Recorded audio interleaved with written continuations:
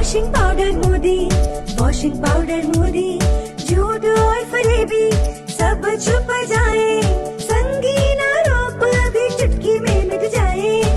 काम की बात करें? जी करिए ना सर। तुम्हें एक बहुत खास आदमी का इंटरव्यू लेना है। किसका सर? प्राइम मिनिस्टर का। यू मीन चाय वाले का? हाँ।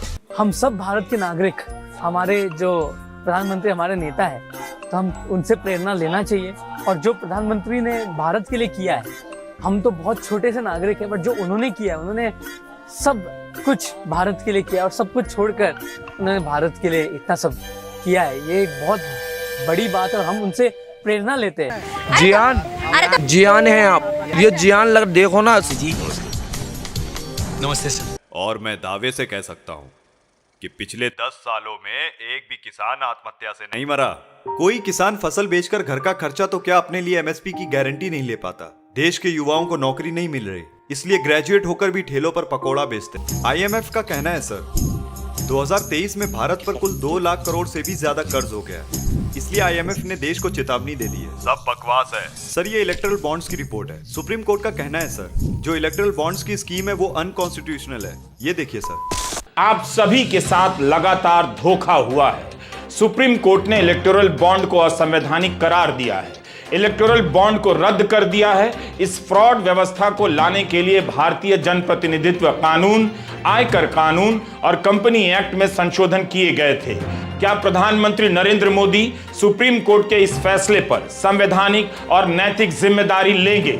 उन्हीं के नेतृत्व में यह कानून पास हुआ जिसे आज कोर्ट ने असंवैधानिक करार दिया। यही नहीं, प्रधानमंत्री मोदी की नाक के नीचे, आंखों के सामने उनकी पार्टी ने चंडीगढ़ में जो किया आपने देखा। लोकतंत्र की हत्या की, सुप्रीम कोर्ट ने पकड़ लिया, तब भी कोई नैतिक जिम्मेदारी लेने सामने नहीं आया। 10 दिनों के भीतर मोदी सरकार और उनकी पार्टी का इतना बड़ा फ्रॉड सुप्रीम कोर्ट ने पकड़ा है। प्रधानमंत्री के पास आज मौका है, इसी सवाल पर वे पहली बार 10 साल में पहली बार प्रेस कॉन्फ्रेंस कर दें। जनता को मेरे खिलाफ भड़काने की साजिश है ये। इन सवालों के जवाब देना मैं जरूरी नहीं समझता। इसे खुद मैंने रिसर्च करके बनाया सर। कांग्रेस वालों ने इसके लिए तुम्हें कितना पैसा खिलाया है? अगर आप कांग्रेस में होते तो कितना पैसा खिलाते? जब भी इस तरह के सवाल आते हैं, इलेक्टोरल बॉन्ड से जुड़े सवालों को भी जनता तक पहुंचने नहीं दिया गया। भारत के लोकतंत्र के साथ इतना बड़ा फ्रॉड कभी नहीं हुआ। आज वो फ्रॉड धर लिया गया। एक नेता जो चुनावों में लगातार हारता है, मगर उसके उठाए सवाल लगातार सही साबित होते जा रहे हैं। 18 नवंबर 2019 का राहुल गांधी का यह ट्वीट है। राहुल ने अंग्रेजी में लिखा है, new India bribes and illegal commissions are called electoral bonds. मतलब यही नया भारत है जहां रिश्वत और अवैध कमीशन को इलेक्टोरल बॉन्ड कहा जाता है। आज भी राहुल गांधी ने ट्वीट किया है कि नरेंद्र मोदी की एक और भ्रष्ट नीतियों का सबूत आपके सामने है। भाजपा ने इलेक्टोरल बॉन्ड को रिश्वत और कमीशन लेने का माध्यम बना दिया था। आज इस बात पर मुहर लग गई। सर, पॉलिटिक्स में आने से पहले आपका फैमिली बैकग्राउंड क्या था? हमारा परिवार बहुत गरीब था। मेरी माँ बर्तन मांजती थी और मैं चाय बेचता था। Sir, what is your qualification? क्या? कहाँ तक पढ़े हैं सर?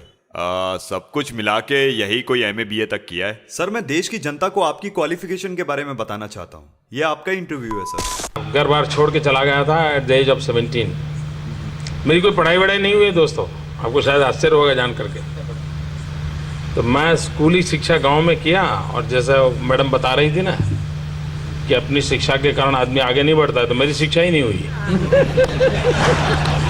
एक और वीडियो है सर। पहली बात तो मैं कोई पढ़ा लिखा व्यक्ति नहीं। कितना पढ़े हैं आप? वैसे तो मैंने 17 साल की आयु में घर छोड़ दिया। स्कूली शिक्षा के बाद मैं निकल गया। सिर्फ स्कूल तक पढ़े, मतलब प्राइमरी स्कूल तक? हाई स्कूल तक। यानी हमारे होम मिनिस्टर अमित शाह जी ने जो आपकी MA BA की डिग्री दिखाई थी, आप सबके सामने प्रधानमंत्री जी की BA की और MA की दोनों डिग्रियां सार्वजनिक करना चाहता हूं। तो जब आपने हाई स्कूल के बाद पढ़ाई नहीं करी तो ये MA BA की डिग्री कहां से आई सर? अरे बाप रे, ये तो धोती खोल रहा है। ये याद है सर? हाँ, देखा है कहीं। ये आपका इलेक्शन मैनिफेस्टो है सर। ओह हाँ, याद आया, मैंने ही तो छपवाया था उसे। हम देश में जातिवाद और करप्शन खत्म करेंगे, समाज में एकता और कानून लाएंगे, हर साल 2 करोड़ रोजगार देंगे, हवाई चप्पल पहनने वाले प्लेन में सफर करेंगे, गरीबी हटाएंगे, अच्छे दिन लाएंगे। वो गरीबी हटाएंगे की जगह गरीबों को हटा देंगे छप गया था, मैंने उसे ठीक करवाया था, मुझे याद है। आप कहते हैं कि कानून और डेमोक्रेसी बचाएंगे, लेकिन उस डेमोक्रेसी का अंतिम संस्कार करने वाले ही आप हैं। करप्शन को बढ़ावा देने वाले भी आप हैं। ऐसी बातें करके तुम बीजेपी को हराना चाहते हो क्या? मैं सिर्फ चाहता हूं कि जनता को पता चले कि सच्चाई क्या है। ये देखिए, बात यहाँ किसी एक इंसिडेंट की नहीं है, बल्कि ढेर सारे ऐसे इंसिडेंट्स की है जो एक के बाद एक होए जा रहे हैं पिछले कुछ महीनों से, पिछले कुछ सालों से।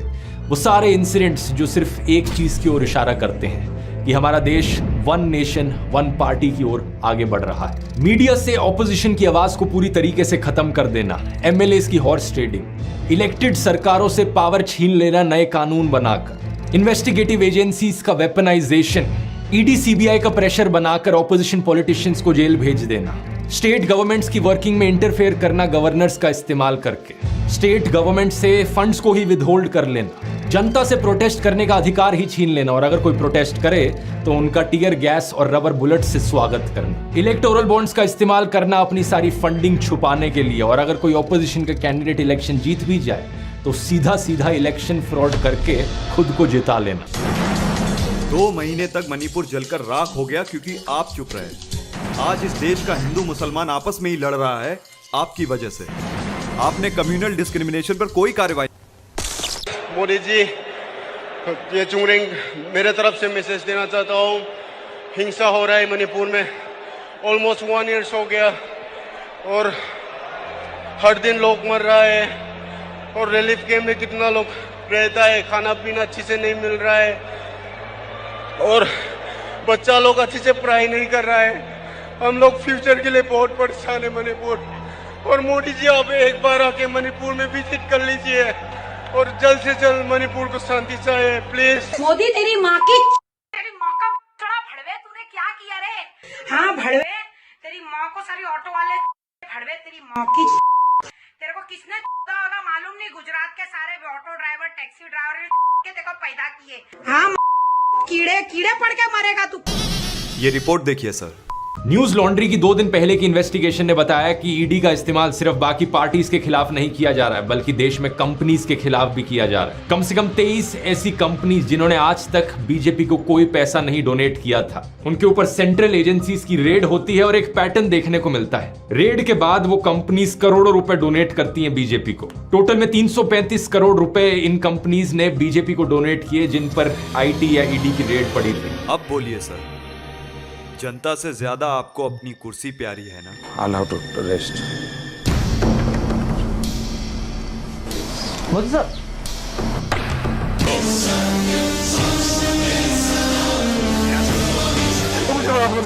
मुझे माफ कर दे, मैं कसम खाकर कहता हूँ, मैं मोदी जी को कभी गाली नहीं दूंगा, मैं मोदी जी को कभी बुरा नहीं बोलूंगा, मैं मोदी जी को कभी गाली नहीं दूंगा। मुझे